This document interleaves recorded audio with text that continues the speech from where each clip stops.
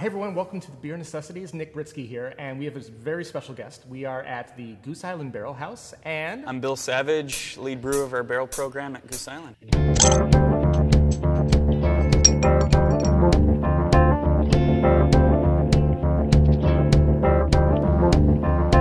So very lucky. We're actually getting a sneak peek of the 2017 lineup for Bourbon County Barrel Aged Stout. What is unique about this is we wanted to talk about what a barrel actually does to the beer. Typically, for normal beer, you wouldn't. Doesn't do anything good. The way that we look at things is a little bit different. We make an incredibly rich, dense beer to begin with, and that is supposed to hold up to kind of the characteristics and different flavors that you get out of different types of cask aging. So we try to go with flavors that are going to lend themselves well to aging in a spirit cask. So why bourbon barrels as opposed to a whiskey, a scotch, a rum, a cognac? Did you test different ones, or? We've done several of those in the past, and we kind of continue to kind of tinker throughout the years. You know, bourbon is just, you know, the quintessential American spirit. So for us, it's a bit more intense, just like our beer is. So that's what we like to go with. Is there a particular brand of bourbon that you're using? I know there's a decent amount of them, so you know. Yeah, so typically what we've done mostly Heaven Hill this year and last year as well. For this coming year, I suppose, we've also dipped into a couple different types. Templeton, Rye, we've also got some Buffalo Trace as well, so all different types, but we also really like our partnership with Jim Beam Centauri, so their barrels that they got special for us this year, we did a special release for it.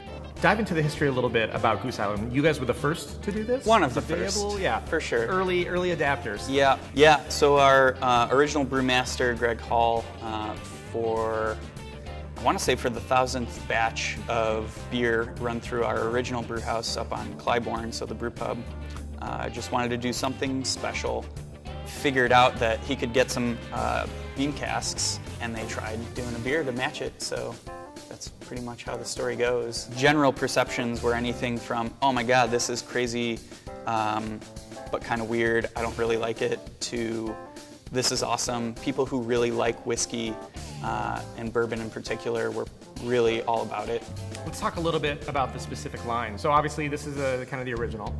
Really the biggest things are that kind of big baker's chocolate notes, you know, a little bit of coffee, definitely some decent vanilla notes. So we add coffee, everything happens after we've already pulled the beer out of the casks. Okay. So we do basically a giant cold brew steep. For barley wine, we took the same casks that we normally age everything for our original, for us, first use, second use for the cask, for the barley wine, and it just happened to extract a little bit higher ABV this year. So that's our Northwoods brand BCS. This is a flavor profile that our brewmaster actually came up with that we all really liked. It's blueberries and toasted almonds.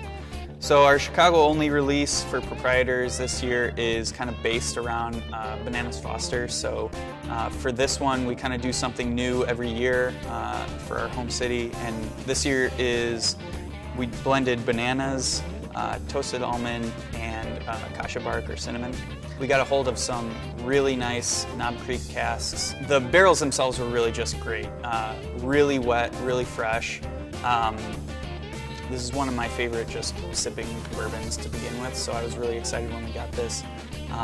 But the base beer is really just original, same base beer as all these, but the cask itself really lends itself to some slightly different characteristics than the rest of our blend for original. So we wanted to highlight some of those and kind of share it with our good friends around here.